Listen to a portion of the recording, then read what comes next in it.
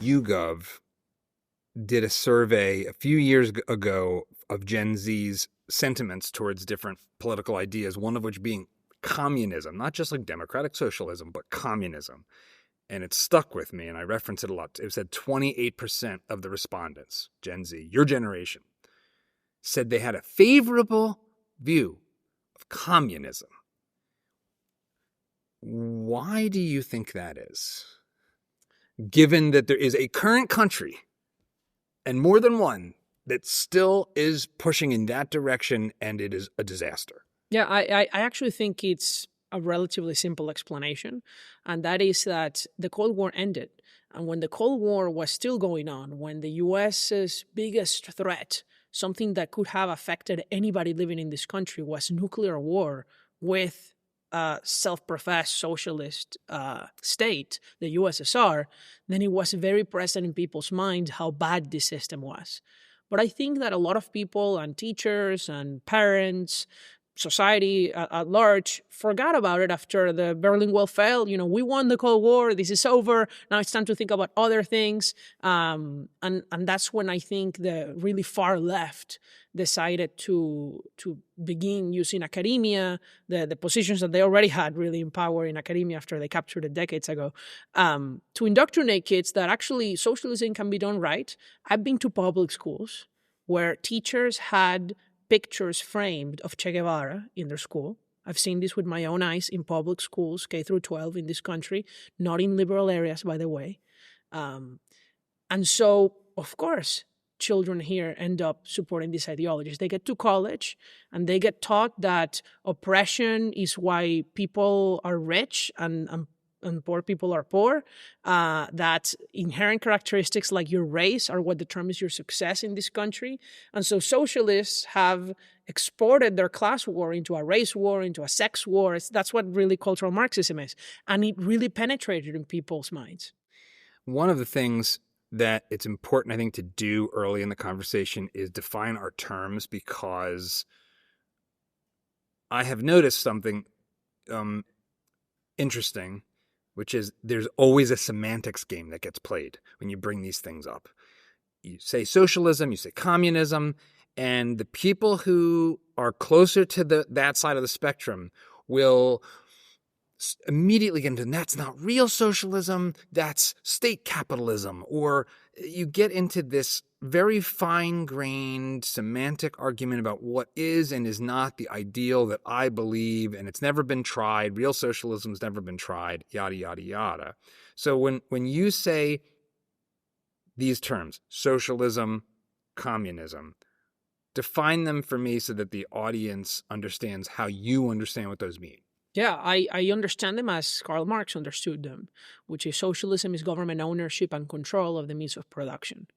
Now, obviously, communism, by the way, is the next step in which there is no government, actually. People just voluntarily share and control the means of production. That has never been achieved and that will never be achieved, because you and I are not going to, give away all our income to some stranger 10,000 miles away. We will keep it for our own families and ourselves, because people are self-interested, and that's not a bad thing necessarily, actually. So what happens when people talk about socialism is that they think anything the government does is socialism. And that's not really the case, right? The government has a very important role to play in a free society. Among it, the courts, police, public goods, including the roads, and we can have debates about these things and about taxes. We need taxes to finance government. I don't believe in anarchy. But socialism is this level of control where they are actually telling you what you produce, where you work, what you do. It's not like a light switch. It's really a spectrum, right? In one end, you have North Korea, where everything is controlled by the government, including your house, your clothes, absolutely everything, what you eat. And in the other end, perhaps you have places like Singapore, right? Or Dubai, where there's very little taxation, very small government, no government aid. And what my concern is that rich countries have been moving over time more and more towards the socialist end. And what ultimately ends up happening is you have less economic growth, more poverty, stagnation. And in some cases, like Venezuela, you actually go overboard and you turn what was a rich country into the poorest country in Latin America. A lot of people don't realize that Argentina at the turn of the last century was almost as wealthy as the United States and was seen as a country that could eclipse the U.S. in terms of wealth. We only know today the Argentina that exists now, or Venezuela. Venezuela, you don't have to go back nearly as far to see it being a wealthy, prosperous society. So for someone that doesn't know anything about, let's start with your home country, Venezuela, what happened? Yeah. Well, Venezuela was, its peak point economically was the 1950s and early 60s. That's when my grandparents also immigrated to Venezuela in 1956. And back then it was the fourth richest country in terms of GDP per capita, that is production income per person on average. You can find data on how wages in Venezuela were relatively similar to wages for workers in the U.S. That's why people immigrated to Venezuela, right? Where did your parents immigrate from? My grandparents from Italy and Spain, so Galicia. So they moved from Western Europe to Venezuela. Absolutely. Okay. And they were extremely poor in Europe. My grandma on my mom's side was a farmer. My granddad didn't finish middle school. He was working at a candy factory. And my grandparents on my dad's side were like making clothes and shoes. And that's what they ended up doing in Venezuela too, just much more successful. My grandpa ended up opening a shoe factory in Venezuela. That's still there, abandoned, by the way. My other grandfather opened a clothes store. He worked and saved, sent his kids, my mom and my uncle, to college. My dad also went to college, despite none of my grandparents finishing high school, right? So Venezuela had a huge generational jump in the second half of the 20th century.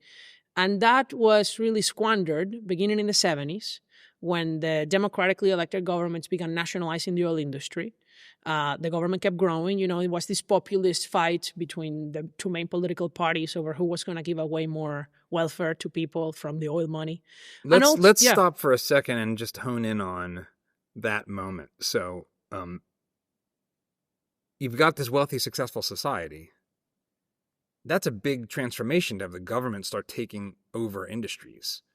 And I know that was something that wasn't happening in isolation in Venezuela. But why do you understand that even happened? Because if you've got a good thing going, why would you rock the boat and make such profound changes in your society? Well, for a very simple reason. The biggest industry in Venezuela is the oil industry. Remember, Venezuela has the largest oil reserves in the world. And that means that the government was feeling like, the tax revenue from what the oil companies were producing was not enough. Why can't we just take over the whole profits of oil companies and use it to distribute things for the poor, right? That's great in the short run, but what ends up happening is the government takes it, they use the profits to give away as welfare, also for a lot of corruption, of course. But why would you invest in maintenance or capital expenditures when you can just give more money to the poor? And so eventually oil production, it starts falling and falling during the democratic period. What ends up happening by the 90s, Venezuela's in a deep crisis. There's more inflation, banks are going bust, and the government walks back those things. There's an oil opening, private investment is allowed again, deregulation. Okay. But I think it was too late by then.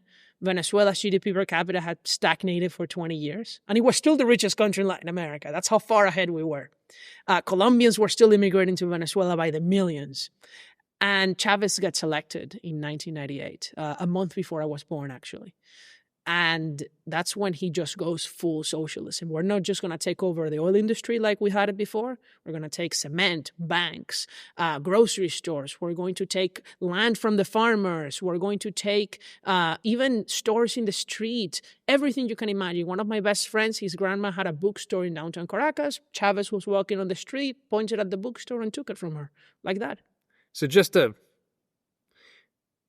just sounds like just straight up thuggery. Just like, oh, I like that, I'm taking it. That's exactly like how a it was. pirate, like a pirate man. Generals of the Venezuelan army would walk into Coca-Cola facilities and drink their Coke and laugh about what they were stealing. Exactly like that. So what was the justification being given for this by Hugo Chávez? I understand, is it there is a Bolivar. There's some references to big figures in South American history. What was he relying on to stir people up to support this kind of idea? Yeah, it was really class warfare. It was the rich are rich because the poor are poor. And we need to take the money from the people who are stealing it from you, and we're going to give power to the workers again. And so when he was taking over private companies, he was really saying, we're going to give it to the workers. What ends up happening is that the government controls it, but the workers actually organized within those companies to try to organize production, and obviously it didn't work. Because the workers didn't have the knowledge that the owners did. And eventually all the companies that the government took went bankrupt. Farms stopped producing, the ones that they took. There were big signs on the road that said made in socialism, on the street, big hearts, made in socialism. Chavez has put his signature on buildings, the public housing, because it wasn't just about taking over companies, it was about massive welfare, right? Free college, of course, free healthcare, like most really developed countries even have, like tax financed, but this time with the oil money.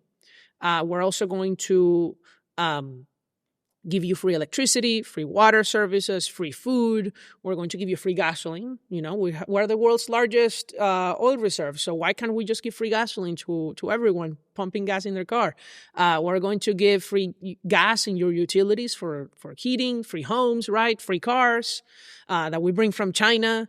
And eventually the money runs out. Even in the country, think about this. If socialism couldn't work in the country where money literally grows from the ground in oil, how is it going to work anywhere else? It's so to try to steel man, help someone who says, well, you have high inequality in the society. You have a lot. How can you have money pumping out of the ground? Why isn't that the right of all the people of that area to share in its benefits equally? Well, because you're just lucky. You happen to be lucky that you put a straw in the ground and got it, right? Why not spread the wealth around? Right. Well, I mean, you do spread the wealth around because private companies pay income taxes. I mean, the country was receiving most of its tax revenue from oil companies. Venezuela didn't even have a sales or an income tax until the 90s. Wow, really? So the oil companies were paying like all the taxes. Essentially, they were. And that's how the government was financed. The thing is that Chavez came and he killed the goose that laid the golden eggs, right? Which was the oil industry. And you need private investment because simply private companies work better than government-owned companies because the incentives are different. The private sector wants to maximize profit, so they want to increase production, they want to sell more, they want to lower costs. The government just want to maximize votes. And to maximize votes, you stop investing, you start giving away more things. That's great in the short term for the population. But in the long run, oil production falls. In the long run, all these companies go bust. And for example, our electric grid, right? It was free to get electricity. But then where's the money coming from to fix the cables and the machines and the equipment? You get blackouts. What happens with the pipes if you pay no water service? They burst and nobody comes and fixes them. So my house had no water sometimes for 3 weeks straight. Really? And I had to carry it up the stairs, five floors. We went from living like maybe a middle-class American in the early 2000s, my family, to living like the average person in an African country. Terrible. One of the things that happened here in the States in that time period you're talking about, the early stages of Hugo Chavez, was that we had Hollywood celebrities and academics, and we have the receipts. It's all in public. What was said about the glorious revolution of Hugo Chavez from the likes of Sean Penn, Oliver Stone, who I actually think has made some progress in recent years, but certainly academia. Milton Friedman said after the fall of the Berlin Wall, the last place you'll find Marxists is in academia. I'm paraphrasing. How do you think about what was going on in American sort of elite academic and Hollywood and media about your own country being destroyed by this man? Like, how do you grapple with that? How do you understand that?